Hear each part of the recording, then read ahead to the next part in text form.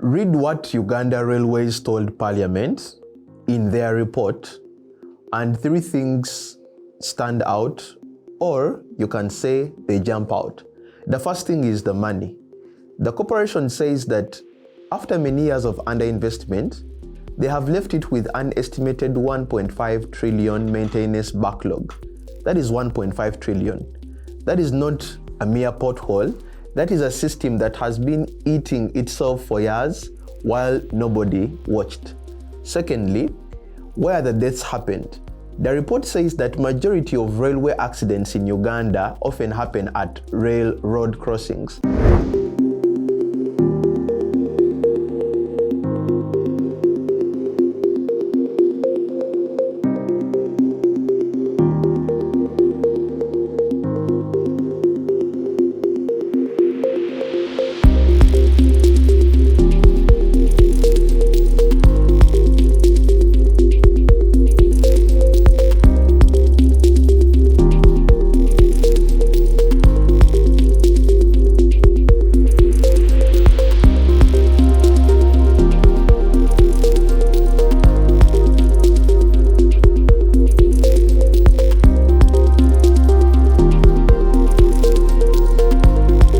Parliament made the loudspeaker speak.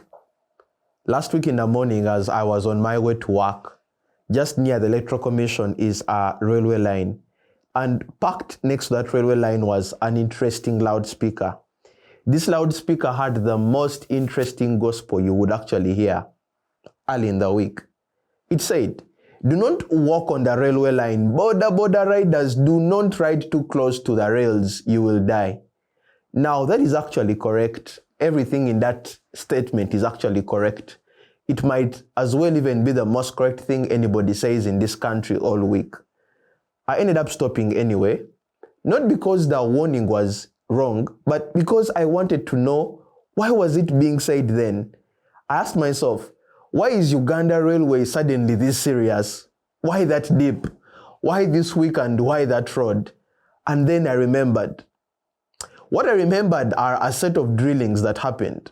Fast forward, or before that, on 10th July this year, a train hit a bus at the Namumira railway crossing in Mukono. And that bus was carrying students and teachers of Mwebaza High School. A teacher ended up dying and the others were injured. Because of this, Parliament directed the Committee on Physical Infrastructure to make investigations.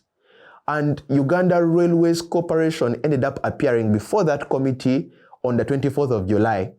They were asked about barriers, about losses, about train wagons, and about the staff. And on 5th August, a loudspeaker was suddenly moving through that neighborhood, telling people not to walk on the railway line. That is 26 days from a funeral now to a loudspeaker. Let me be very careful here, because I will not say something that even I cannot prove. I cannot prove that Parliament sent that vehicle out. Uganda Railways itself says that sensitization was already going on even before all of this. That may actually well be true. So I am not going to claim a link that I cannot document. What I am going to do is I am going to ask a different question. And my question is a fair one. My question is, why do basic public safety duties become loud and urgent only after someone dies and only after Parliament starts asking questions? And anyway, the loudspeaker itself is not even the story. The report is the story. Read what Uganda Railways told Parliament in their report, and three things stand out, or you can say they jump out. The first thing is the money. The corporation says that after many years of underinvestment, they have left it with an estimated 1.5 trillion maintenance backlog. That is 1.5 trillion. That is not a mere pothole. That is a system that has been eating itself for years while nobody watched. Secondly, where the deaths happened. The report says that majority of railway accidents in Uganda often happen at railroad crossings, and it attributes most of them to human factors and failure to comply with traffic regulations. Now, put a pin right there. We're going to come back to that. Thirdly, and this is where this is the line that made me sit up. The report says that manually operated barriers exist at 11 locations along the Kampala to Mukono section. And the report says that installation of a level crossing at Namumira, and I am quoting the word, has commenced. Namumira, point that out very well. Namumira is where the teacher died. Now here is what the report does not even tell us, or it does not say. The report does not say when that installation at Namumira started. The report does not say whether it started before the accident or after the accident. The report does not tell us what protection was standing at that crossing on the 10th of July when the accident happened. And the report does not say when the work itself will be finished. These are not mere small gaps. Those are the entire question, because the words has commenced can mean that the work began in March as part of a planned upgrade, or those same words has commenced can mean that somebody just drove out in Namumira in the last 2 weeks of July with a committee summons in their hand. So these are two completely different countries, and the report lets you pick whichever one that you prefer. That is not an accident of drafting. A sentence like that survives because nobody makes it die. Uganda Railways Corporation's preliminary position is that the bus driver in the accident ignored efforts by a railway officer to stop him. Maybe that may turn out to be exactly what happened. I am not here to defend a driver, may his soul rest in peace. I have never met and whose decisions I cannot even examine. But listen to what the explanation is doing. The nature of public systems is that public systems are not designed on the assumption that every person will behave perfectly every time. That is the whole reason public systems exist in the very first place. If human beings could be relied upon to always do the right thing at a railway crossing, you would not even need a railway barrier at all in the first place. You just need a sign that says, please be careful, because the assumption is that you are a rational and understanding human being, and everybody would end up going home alive. And here is the part that makes that kind of explanation collapse on itself. The report by the Uganda Railway Corporation itself admits that manual barriers depend on human operation. The report lists communication failures, it lists vandalism, it lists road users ramming into the barriers. And the report acknowledges that manual barriers themselves do not have automatic train detection and no automatic warning capability. So the corporation is telling Parliament two things at the same time. The first thing the corporation is telling Parliament is that human beings are unreliable and our systems break because of the unreliability of human beings, which is quite ironic. The second thing the report is telling Parliament is that this crash happened because a human being was unreliable. So you cannot have both. If you know that people fail, you need to build for that failure. That is the job. That is the entire job. So a proper investigation has to ask the real questions. Was there a working barrier at Namumira on that morning? Was there visible warning signs for the driver to see? Was a trained guard on duty? Were the signs even clear? And did that driver have enough time and enough information to react? You need to see that one bad decision should not automatically become another person's funeral, especially where you have professionals that are handling the corporation. Uganda Railways is currently headed by Managing Director Mr. Benon Kajuna. He took over on the 31st of January 2025, coming from the Ministry of Works and Transport. And I want to be precise about him because precision is the point of this entire channel. Mr. Kajuna is not an amateur.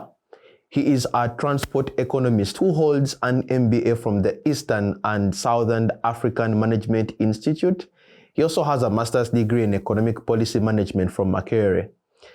Mr. Kajuna is a fellow of the Chartered Institute of Logistics and Transport, and he reportedly has around 30 years in transport, planning, and management. 24 of them spent at the Ministry of Works and Transport. So you also need to know that he did not create this mess. Mr. Kajuna walked into a corporation that is carrying decades of underinvestment, failed concessions and weak records, vandalism, and that 1.5 trillion shillings haul. But his experience does not in any way lower the bar, it actually raises that bar. A man with such a CV knows that sensitization is not just an emergency response. As a matter of fact, he knows that it is one component of a safety system that is sitting alongside warning signs, barriers, crossing guards, enforcement, and automatic detection. He surely knows that those things are supposed to run all together and they are supposed to run continuously. So they are not supposed to wake up just after a funeral. Parliament deserves credit here. The committee forced Uganda Railways into a room and it made it answer questions that it had not been answering on its own. That actually matters. But a loudspeaker is not a result. So 3 things, and the committee should insist on all of them. Number 1, demand a public register of every railway crossing that exists in the country. Ask the questions: what protections exist at each one? What warning signs are installed? What is the accident history, the budget allocated, and the completion date for anything that is still pending? Demand a full account of what happened at Namumira specifically. Ask what was there on the 10th of July when the level crossing installation actually started. Ask when it will be finished, and demand all records that are necessary. Because the nature of the Uganda Railway Corporation, unlike the other ministries or departments of government, is that it is not under so much scrutiny, there is not so much pressure, because not very many Ugandans use railway on a day-to-day or are affected. The scrutiny just happened after an accident. So outside Parliament, the railway found its voice. Parliament made the loudspeaker speak, and now it has to make the corporation install, measure, publish, and account. So the takeaway of this entire monologue is simple. We think that when an accident happens is not when action should actually then be taken. We think action in and of itself should be something that is taken on a regular basis, especially for a railway corporation that has such expertise. We think that certain things are basics. If in our villages, the LC1 chairpersons have like a loudspeaker that does sensitization every day, we think that for every single person that passes via the railway line that is near the Uganda Electoral Commission, they should be able to hear the sound of the railway. It should be gospel truth that near every railway is a loudspeaker, not just a car, but a loudspeaker permanently installed at each of the checkpoints that reminds people of road safety. It is a basic tool that even LC1 chairpersons have as a budget. It is not something that needs to be bought with 1.5 trillion Ugandan shillings. So the takeaway of all of this is measures that prevent accidents happening on railways shouldn't be fully dependent on the true capacity of the human being that is driving the car. They should transcend that, because as we have seen, and as we will keep on saying, human beings cannot be trusted on their own to keep road safety. Sometimes you have to do it for them. Thank you so much.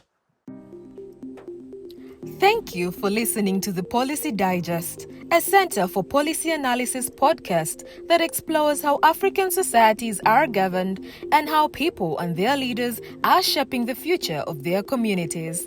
For more podcasts, check out our Podbean and YouTube platforms. Thank you.